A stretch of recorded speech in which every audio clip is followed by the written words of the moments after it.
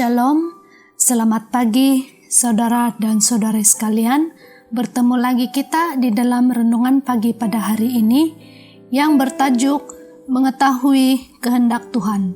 Ayat kunci kita terdapat di dalam Kolose 1 ayat 9. Oleh itu, sejak kami mendengarnya, kami juga tidak putus-putus mendoakan kamu dan memohon supaya kamu dipenuhi pengetahuan tentang kehendak-Nya dalam segala kebijaksanaan dan pengertian rohani. Ketika anak-anak kita sangat muda dan mereka datang kepada kita meminta nasihat mengenai apa yang harus dilakukan, secara keseluruhan ia adalah suatu perkara yang mudah untuk memberitahu mereka apa yang harus dilakukan. Dengan tahun-tahun pengalaman hidup kita telah memperoleh sejumlah hikmah dan biasanya boleh memberikan mereka nasihat yang baik. Walau bagaimanapun, sementara mereka bertumbuh menjadi lebih dewasa, ia menjadi lebih sukar. Walaupun dengan pengalaman kita tidak mempunyai semua jawaban. Kita bukanlah orang bijaksana yang serba tahu dan serba pintar seperti yang mereka percayai sebelumnya. Jadi, apa yang harus kita beritahu kepada mereka apabila mereka datang kepada kita dan bertanya bagaimana mereka belajar untuk mengetahui apakah kehendak Tuhan bagi mereka?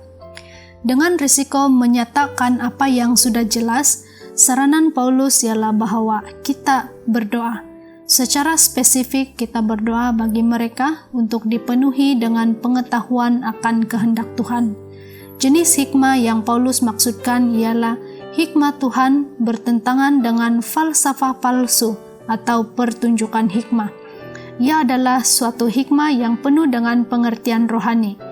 Apabila anak-anak kita meminta nasihat, mereka mungkin menambahkan, "Saya harap saya tahu apa yang harus dilakukan." Iya, begitu juga dengan kita.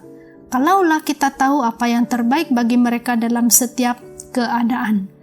Walaupun persoalan-persoalan hidup yang sukar begitu mencabar, kita boleh menemukan keyakinan dalam berdoa agar mereka dan kita akan dipenuhi dengan pengetahuan akan kehendak Tuhan, agar mereka akan menjalani kehidupan mereka dengan pengertian rohani, sementara mereka datang untuk mengetahui kehendak Tuhan. Secara sederhana, apabila kita berdoa bagi ahli keluarga kita untuk mengetahui kehendak Tuhan, kita sedang berdoa agar mereka akan cukup bijaksana untuk mengetahui bagaimana membuat pilihan-pilihan yang baik dan melakukan perkara yang benar. Mengetahui kehendak Tuhan ialah bertumbuh dalam pengetahuan dan pengalaman akannya. Apakah perkara yang lebih penting yang kita mungkin boleh doakan bagi anak-anak kita?